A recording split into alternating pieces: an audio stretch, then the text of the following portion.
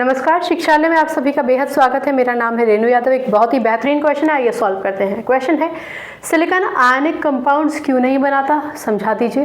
Question ये भी पूछा जा सकता है कि सिलिकॉन टेट्रावैलेंट क्यों है, और ये भी पूछा जा सकता है कि सिलिकॉन कोवैलेंट कंपाउंड्स ही क्यों बनाता है।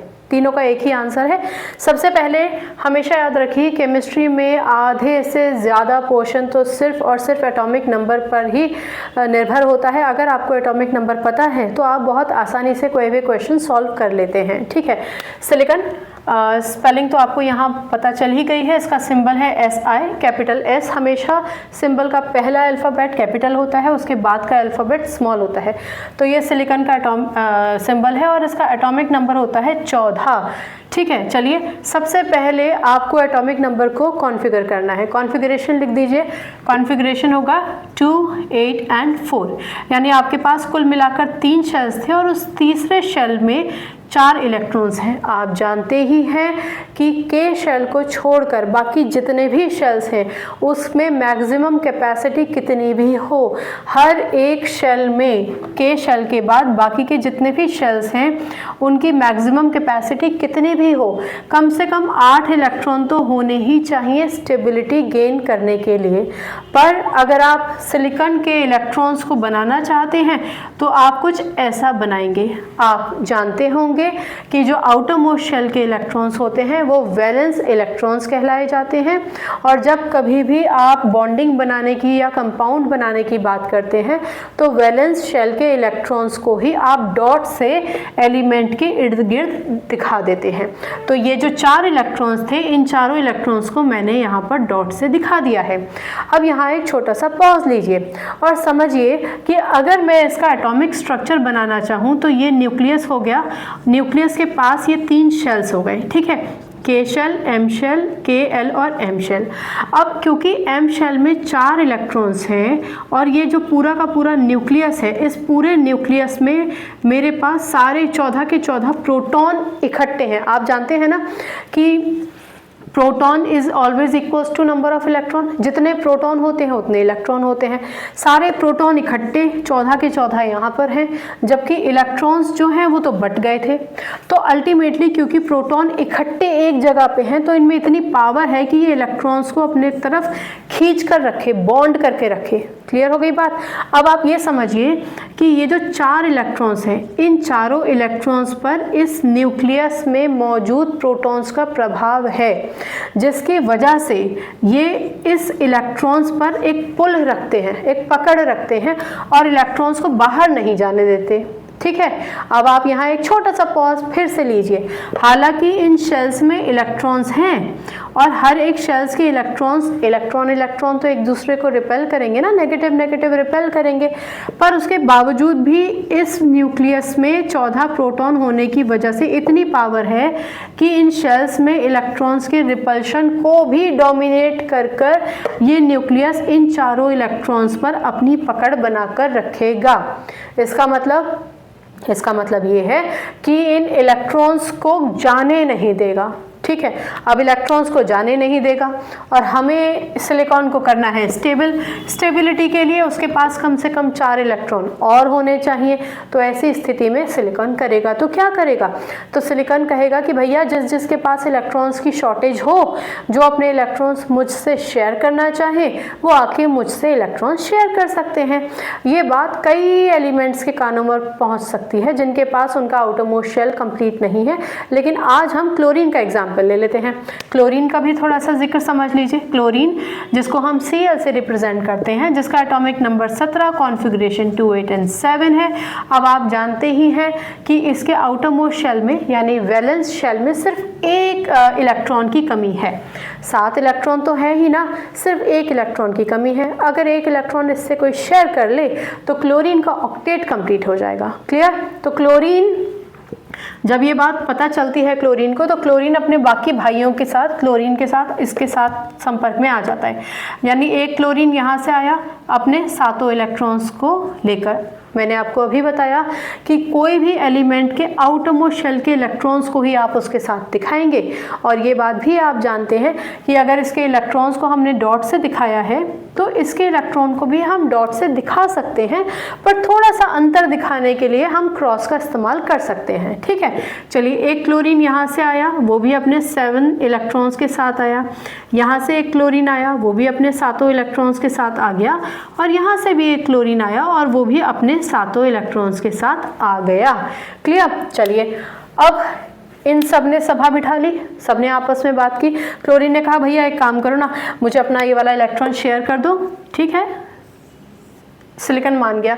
सिलिकॉन ने ये वाला इलेक्ट्रॉन क्लोरीन के साथ, ये वाला इस क्लोरीन के साथ और ये इलेक्ट्रॉन अपना इस क्लोरीन के साथ शेयर कर लिया। यानी हर एक क्लोरीन के पास 7-7 इलेक्ट्रॉन अपने थे, एक एक इन्होंने शेयर किया। तो इन सब क्लोरीन के पास एक एक इलेक्ट्रॉन आ जाने की वजह से आउटरमोस्ट शेल कंप्लीट हो गया। सिलिकॉन कहता है भैया मैंने शेयरिंग की है लेकिन फ़ायदा मेरा भी होना चाहिए, तो तुम एक काम करो, तुम्हारे वाले भी ये जो एक एक इलेक्ट्रॉन है ना जो तुमने मेरी तरफ प्रोजेक्ट करके रखे हैं, ये मुझसे शेयर कर लो। चलिए हो गए शेयर। अब सिलिकॉन के पास 4 इलेक्ट्रॉन्स तो अपने थे, 5वां इसका शेयर किया, 6वां, 7वां और 8वां, कुल मिलाकर सिलिकॉन के पास 8 इलेक्ट्रॉन हो गए। क्योंकि केमिस्ट्री इतना प्यारा सब्जेक्ट है कि लेन देन और साझा तरीके से चलने में भी उसको कोई आपत्ति नहीं है। तो यहाँ पर मिल बांट कर सिलिकॉन और क्लोरीन ने अपना अपना पूरा कर लिया ऑक्टेट। ठीक है, अच्छा, जब सिलिकॉन और क्लोरीन आपस में इलेक्ट्रॉन शेयर करते हैं या फिर कोई भी एलिमेंट इलेक्ट्रॉन शेयर करके बॉन्ड बनाता है तो उस बॉन्ड को हम कोवलेंट बॉन्ड कहते हैं। यानी क्योंकि सिलिकॉन और क्लोरीन में एक एक इलेक्ट्रॉन शेयर हुआ तो यहाँ एक बॉन्ड आ गया, सॉरी क्लोरीन, यहाँ पर भी 2 इलेक्ट्रॉन शेयर हुए तो एक बॉन्ड, 2 इलेक्ट्रॉन शेयर होने पर एक बॉन्ड आता है, इसलिए हम यहाँ पर सिंगल बॉन्ड दिखा रहे हैं। क्लियर? चलिए, या फिर मैं इसको ऐसे भी लिख सकती हूँ SiCl4। इसका मतलब मेरे पास एक सिलिकॉन था और मेरे पास 4 क्लोरीन थे। ठीक है, यहाँ पर एक छोटा सा पॉज लीजिए। जब हम इलेक्ट्रॉन से रिप्रेजेंटेशन करते हैं तो ये इलेक्ट्रॉन डॉट स्ट्रक्चर होता है। जब हम बॉन्ड्स बनाकर खुला हुआ दिखा देते हैं इसको तो ये ओपन स्ट्रक्चरल फॉर्मूला या फिर स्ट्रक्चरल फॉर्मूला होता है। जब हम सबको कॉम्पैक्ट कर देते हैं तो ये मॉलिक्यूलर फॉर्मूला होता है। हमेशा याद रखिए Si जो होता है हम यहाँ पर पहले लिखा जाएगा और क्लोरीन बाद में लिखा जाएगा। क्लोरीन को अगर आप वैसे देखेंगे तो क्लोरीन को अगर आप आयनिक फॉर्म में देखेंगे तो पे नेगेटिव चार्ज होता है, तो हमेशा याद रखिए जिस पे भी नेगेटिव चार्ज होगा वो बाद में ही लिखा जाएगा। ठीक, यहाँ पर हमने 4 क्यों लिखा? क्योंकि मेरे पास 4 क्लोरीन थे। यहाँ पर हमने 1 क्यों नहीं लिखा? क्योंकि 1 लिखना ना लिखना एक ही बराबर है, अगर नहीं भी लिखा है 1 तभी भी माना जाएगा कि सिलिकॉन एक ही है। ठीक है, तो ये बॉन्ड कौन सा बन गया? ये बन गया हमारे पास कोवलेंट बॉन्ड।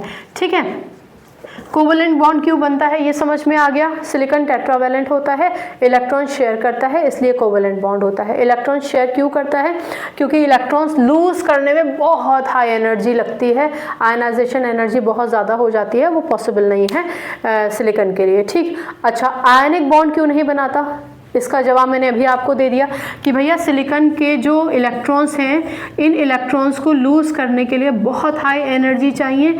ये इलेक्ट्रॉन्स लूज़ नहीं करता। लूज़ करने का मतलब है इलेक्ट्रॉन्स दे नहीं देता है, क्योंकि देता नहीं है इसलिए आयनिक बॉन्ड नहीं बनता। आयनिक बॉन्ड तो हमेशा इलेक्ट्रॉन्स को पूरी तरीके से दे दो, ले लो भैया तुम ही ले लो, अब मेरा इन इलेक्ट्रॉन से कोई मतलब नहीं, तब बनता है।